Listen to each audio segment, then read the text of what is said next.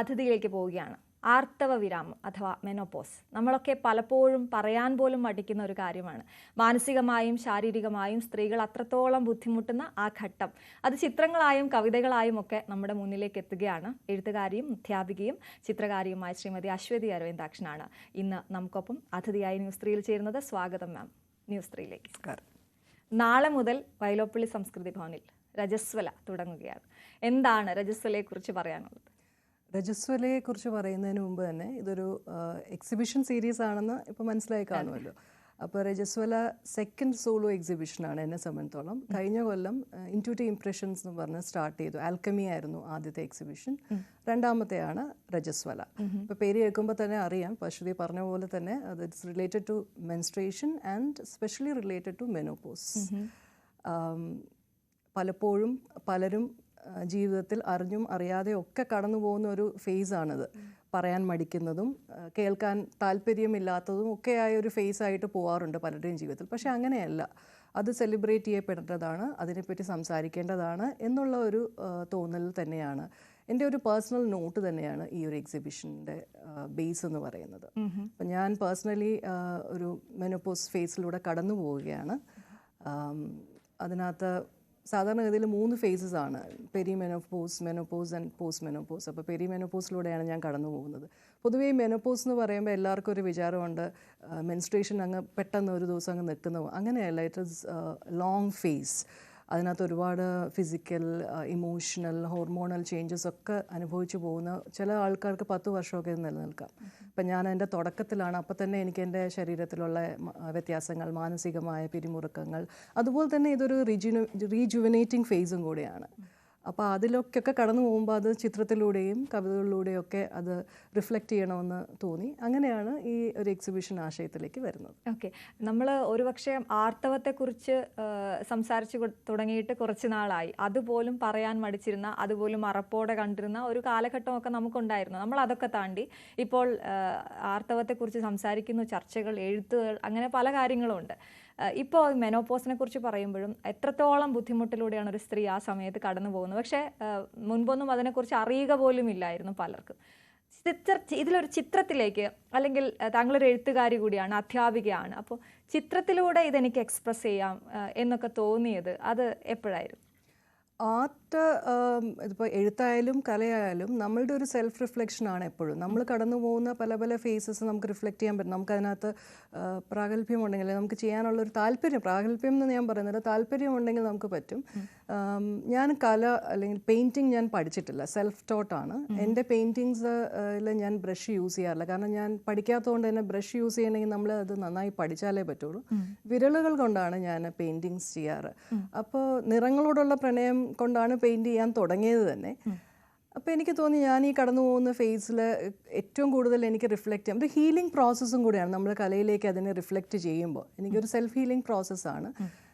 നേരത്തെ പറഞ്ഞ പോലെ ഇതൊരു പറയാൻ മടിക്കുന്ന ഒരു വിഷയമായതുകൊണ്ട് ഇത് ഞാൻ പറയുമ്പോൾ കുറേ സ്ത്രീകൾക്ക് ഇത് പറയാനുള്ള ഒരു പ്രചോദനം കൂടെ ആകട്ടെ, അല്ലെങ്കിൽ അവർക്ക് ചുറ്റുമുള്ള ആളുകൾക്ക് അതിനെപ്പറ്റി സംസാരിക്കാനുള്ള ഒരു അവസരം കൂടെ ആകട്ടെ എന്നും കൂടെ കരുതി.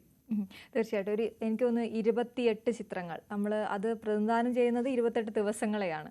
അത് നേരത്തെ പറഞ്ഞ പോലെ ബ്രഷ് ഉപയോഗിക്കാതെ കൈവിരൽ കൊണ്ട് വരച്ചു എന്ന് പറഞ്ഞു. അപ്പോൾ ഒരുപാട് പ്രത്യേകതകൾ ഇതിനുണ്ട്. ഈ ഒരു ആശയം ആദ്യം പറഞ്ഞത് ആരോടായിരുന്നു? അല്ലെങ്കിൽ എല്ലാ ആശയങ്ങളും താങ്കൾക്ക് പെട്ടെന്ന് തോന്നുന്ന കാര്യങ്ങളൊക്കെ ഏറ്റവും കൂടുതൽ സപ്പോർട്ടായിട്ട് നിൽക്കുന്നത് ആരാണ്? തീർച്ചയായിട്ടും എൻ്റെ വീട്ടിലുള്ളവരാണ്. എൻ്റെ ഭർത്താവ്, എൻ്റെ അമ്മ, എൻ്റെ മക്കൾ, എൻ്റെ സഹോദരൻ, അവരുടെ കുടുംബം, അങ്ങനെ എല്ലാവരും. എനിക്ക് അങ്ങനെ ഒരു അവരുടെ എല്ലാ സപ്പോർട്ട് എനിക്ക് എല്ലാ കാലവും ഉണ്ടായിട്ടുണ്ട്. അവരെല്ലാവരും ഒരു രീതിയിലല്ലെങ്കിൽ മറ്റൊരു രീതിയിൽ എന്നെ എപ്പോഴും സപ്പോർട്ട് ചെയ്യുന്നുണ്ട്. അത് തന്നെയാണ് പ്രചോദനം. അവർ എനിക്ക് ചെയ്യേണ്ട കാര്യങ്ങൾ എനിക്ക് അനുവാദം ചോദിക്കുകയോ അല്ലെങ്കിൽ ചെയ്യുന്നത് ശരിയാ, അങ്ങനെ കൺസൾട്ടേഷൻ, നമുക്ക് ഇങ്ങനെയൊക്കെ എങ്ങനെയുണ്ട് എന്നൊക്കെ ചോദിക്കുന്നല്ലാതെ ഒരു അനുവാദം ചോദിച്ച് സ്വാതന്ത്ര്യം ഇങ്ങോട്ട് മേടിച്ച് ഒരു കാര്യം ചെയ്യേണ്ട കാര്യമൊന്നും ഇതുവരെ വന്നിട്ടില്ല. അതൊരു വലിയ അനുഗ്രഹമായി തന്നെ ഞാൻ കരുതുന്നു. തീർച്ചയായിട്ടും. ഈ കുടുംബ പശ്ചാത്തലം ഇതിനിടയിൽ എന്തിനു ചോദിച്ചു, അല്ലെങ്കിൽ കുടുംബത്തെക്കുറിച്ച് ചോദിച്ചു എന്ന് വെച്ചാൽ അത് മനഃപൂർവ്വം ചോദിച്ചതാണ്. കാരണം പല സ്ത്രീകളുടെയും താങ്കൾ പറഞ്ഞതുപോലെ ആയിരിക്കില്ല പലരുടെയും അവസ്ഥ. അങ്ങേയറ്റം മോശമായ അവസ്ഥയിൽ, മാനസികാവസ്ഥയിലൂടെ നമ്മൾ കടന്നു പോകുമ്പോൾ അതൊട്ടും മനസ്സിലാക്കാതെ പെരുമാറുന്നവരായിരിക്കും നമുക്ക് ചുറ്റുമുള്ളവർ. പലർക്കും അത് ബുദ്ധിമുട്ടുണ്ടാക്കുന്നുമുണ്ടാകും. അതെ അതെ, അത് പറഞ്ഞത് ശരിയാണ്. കാരണം ഞാൻ ഈ ഒരു എക്സിബിഷൻ ആശയത്തിലേക്ക് വന്നപ്പോൾ എൻ്റെ ബ്രോഷറിൽ തന്നെ ഞാൻ എഴുതിയിട്ടുണ്ട്, എൻ്റെ എക്സ്പീരിയൻസ് ആണ് ഇത്, ഞാൻ കടന്നു പോകുന്നതാണെന്ന് പറഞ്ഞപ്പോൾ പലരും എന്നോട് ചോദിച്ചു എന്തിനാ അങ്ങനെ എഴുതാൻ പോയേ, അത് അശ്വതിയുടെ എക്സ്പീരിയൻസ് ആണെന്ന് എഴുതണ്ടായിരുന്നു. അപ്പം എനിക്ക് മനസ്സിലായി, അപ്പം ഈ എക്സിബിഷൻ കാണാൻ ഞാൻ വിളിക്കുന്ന ആൾക്കാരിൽ പലരും ഇതൊരു എന്താണ് പുറത്തു പറയാൻ ആഗ്രഹിക്കാത്ത ഒരു സ്ത്രീയുടെ ഒരു യൗവനം കഴിഞ്ഞു പോയി, ആ കഴിഞ്ഞു പോയി എന്നുള്ളതാണ് മെനോപോസ് എന്നുള്ള ഒരു സ്റ്റേറ്റ്മെന്റ് എന്ന് വിശ്വസിക്കുന്നവരുണ്ട്. അപ്പൊ അത് പുറത്തു പറയാൻ താല്പര്യമില്ല, കാരണം അത് അതെ അതെ, വയസ്സ് പറയാൻ താല്പര്യമില്ലാത്ത പോലെ ഇത് കഴിഞ്ഞു അല്ലെങ്കിൽ ഇത് ആയിക്കൊണ്ടിരിക്കുകയാണ് ഈ ഒരു ഫേസിലൂടെയെന്ന് പറയുമ്പോൾ നമ്മൾ എന്തോ പ്രായമായി പോയി, അപ്പൊ നമുക്ക് അങ്ങനെ ഒരു അല്ലെങ്കിൽ അതിനെപ്പറ്റി പുറത്തേക്ക് പറയേണ്ട ആവശ്യമില്ല. അശ്വതി അതിനൊരു എക്സിബിഷൻ നടത്തുന്നു എന്ന് പറഞ്ഞാൽ മതി. അശ്വതിയുടെ പേഴ്സണൽ നോട്ട് എന്ന് പറഞ്ഞത് ആവശ്യം ഉണ്ടായിരുന്നോ എന്ന് ചോദിച്ച ആളുകളുണ്ട്. അവർക്കെല്ലാം വേണ്ടിയാണ് ഞാൻ ഈ എക്സിബിഷൻ ചെയ്യുന്നത്.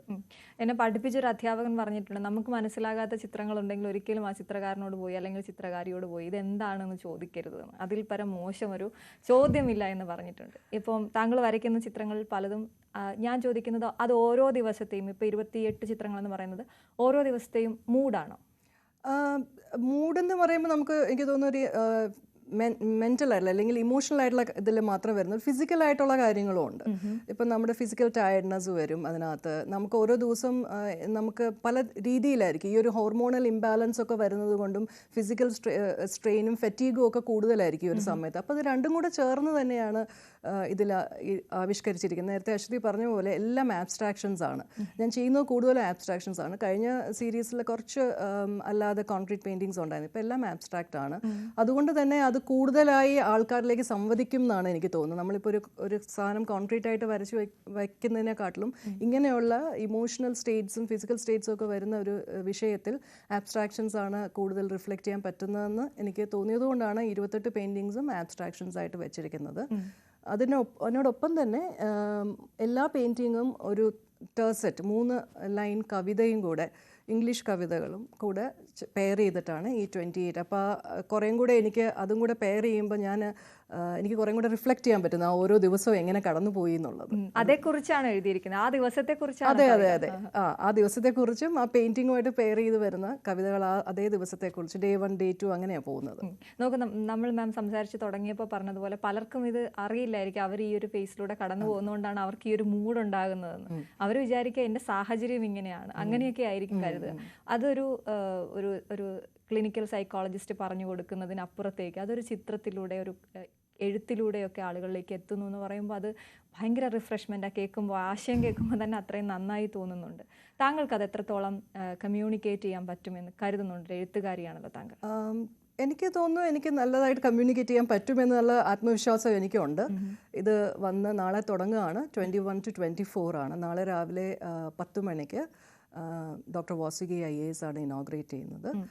അതോടൊപ്പം തന്നെ Shiju Jacob sir fine arts കോളേജിലെ പെയിൻറ്റിങ്ങിൻ്റെ HOD ആണ്.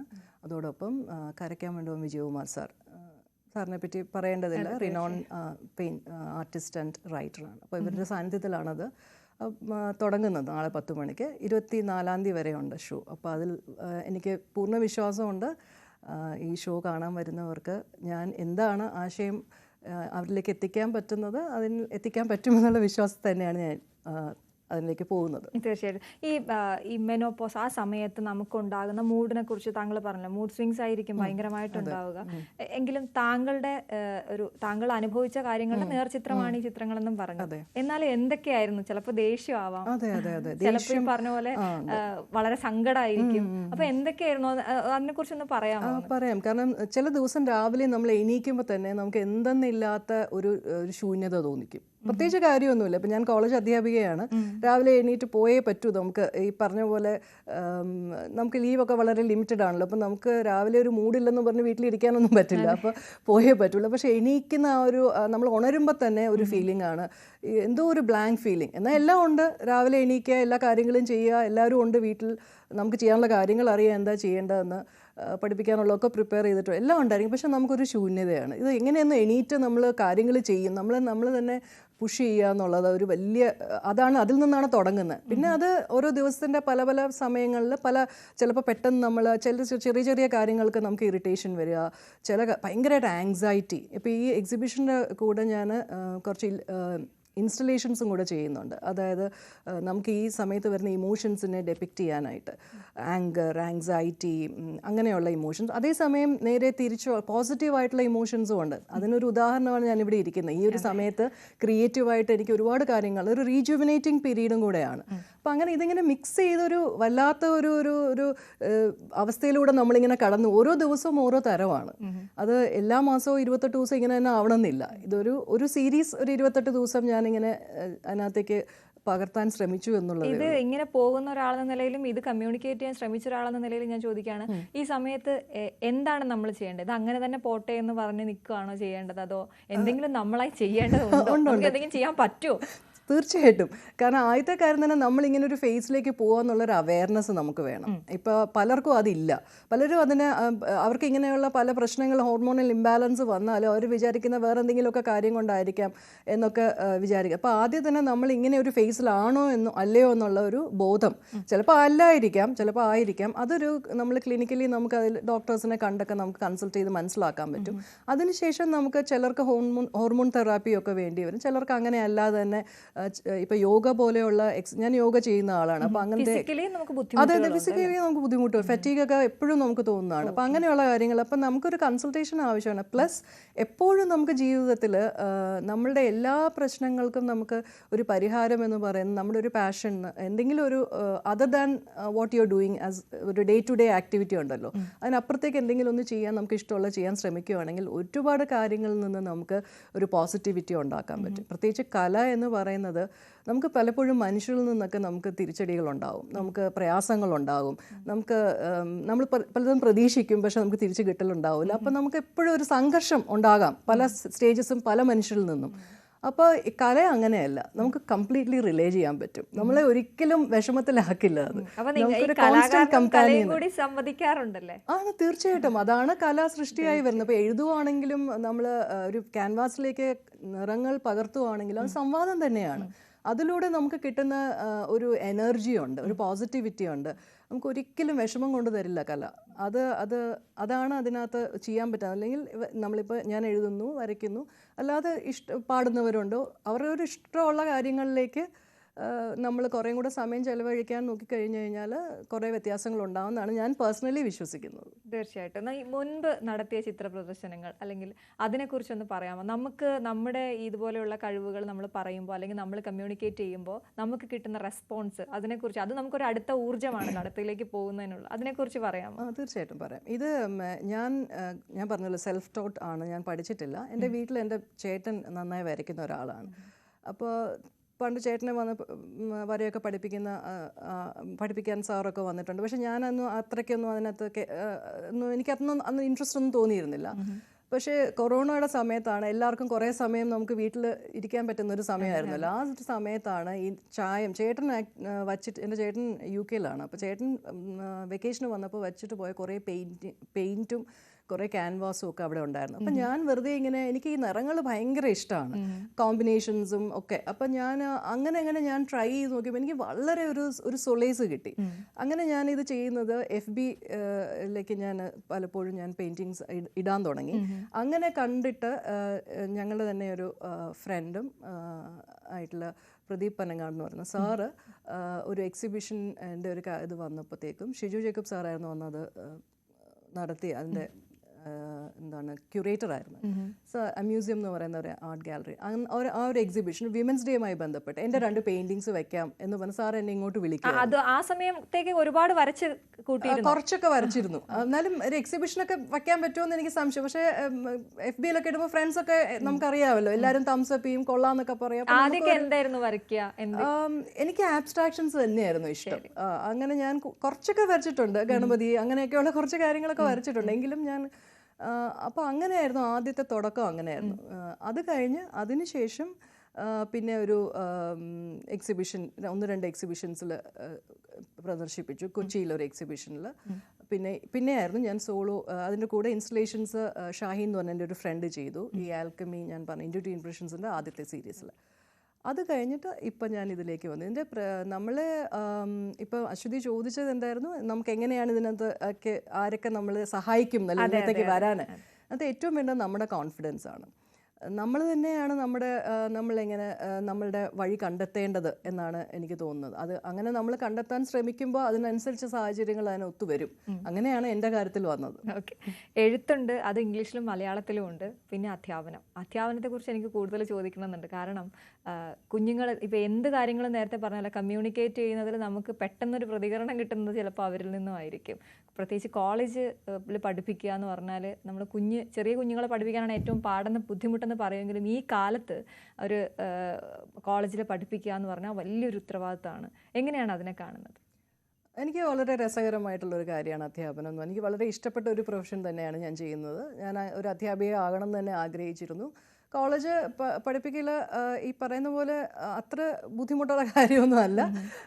പക്ഷേ അതിൻ്റെ ബുദ്ധിമുട്ടുകളുണ്ട് താനും. പക്ഷേ അതാണല്ലോ, നമുക്കൊരു ചലഞ്ച് വേണമല്ലോ, എന്നാലേ നമുക്ക് മുന്നോട്ട് പോകാൻ പറ്റൂ. അത് വളരെ രസകരമായി ചെയ്തു കൊണ്ടുപോകുന്ന അതൊരു ക്രിയേറ്റിവിറ്റിയാണ്. നമ്മുടെ ഒരു ക്ലാസ്സിൽ ചെന്ന് ഒരു കാര്യം പഠിപ്പിക്കുന്നതിലും നമുക്ക് ക്രിയേറ്റിവിറ്റി ആവശ്യമുണ്ട്, എന്നാലേ കുട്ടികളിലേക്ക് അത് എത്തുള്ളൂ. അപ്പം എല്ലാ കാര്യത്തിലും നമ്മൾ ആ ഒരു ക്രിയേറ്റീവായി കഴിഞ്ഞാൽ അതും നമുക്കൊരു എൻജോയബിൾ പ്രോസസ്സായിട്ട് തന്നെയാണ് പോവുക.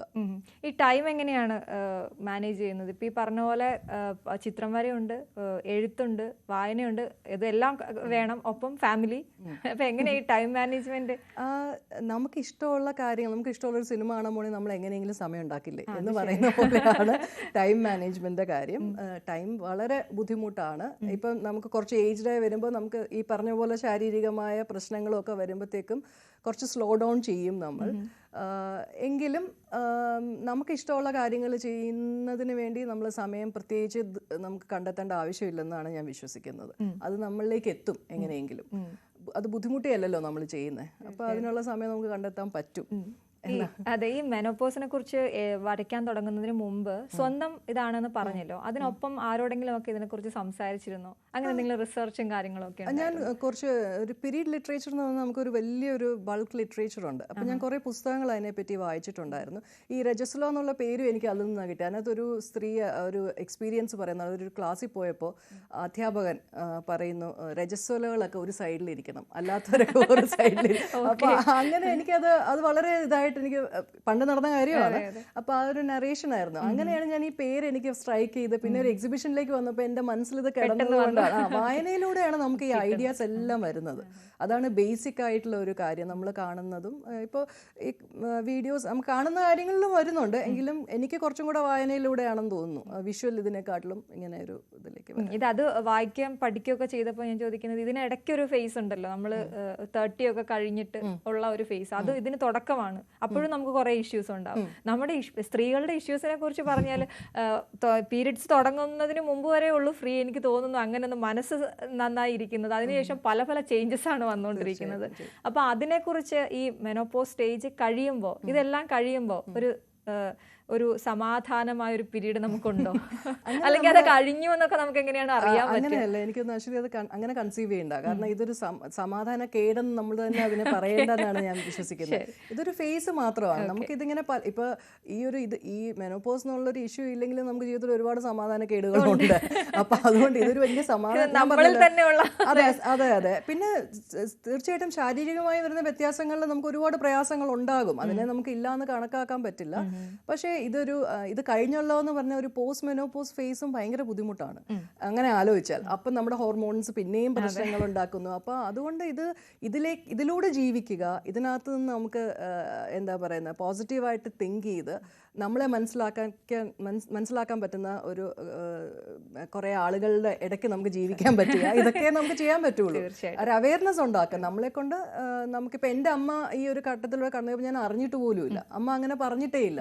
ഇപ്പം ഞാൻ ഈ എക്സിബിഷൻ നടത്തുമ്പോൾ അമ്മ ഇപ്പം ഞാൻ ഇങ്ങോട്ട് വരുന്നതിന് മുമ്പ് അമ്മേനോട് പറഞ്ഞു എനിക്ക് ഹോട്ട് ഫ്ലഷസ് ഒക്കെ ഉണ്ടായിരുന്നു അന്ന്, പക്ഷെ അന്ന് ഇതിനെപ്പറ്റിയൊന്നും അധികം നമുക്ക് അവെയർ അല്ലായിരുന്നു എന്ന് അമ്മ പറയുന്നുണ്ട്. അപ്പം ഞാൻ ഒരു മകളായിട്ട് പോലും എനിക്ക് അന്ന് ഇതിനെപ്പറ്റി ഒട്ടും അവയർനെസ് ഇല്ലായിരുന്നു. അപ്പം അങ്ങനെയല്ല ഇനി അങ്ങോട്ട് മുന്നോട്ട് പോകുന്ന. പക്ഷെ എൻ്റെ മക്കൾ, എനിക്ക് 2 ആൺകുട്ടികളാണ്, അവർ കംപ്ലീറ്റ്ലി അവെയർ ആണ്. ഇത് മെനോപോസിനെ പറ്റിയും മെൻസ്ട്രേഷനെ പറ്റിയും ഒക്കെ വളരെ തുറന്ന ചർച്ച ചെയ്യുന്ന കൂട്ടത്തിലാണ് ഞങ്ങൾ വീട്ടിൽ.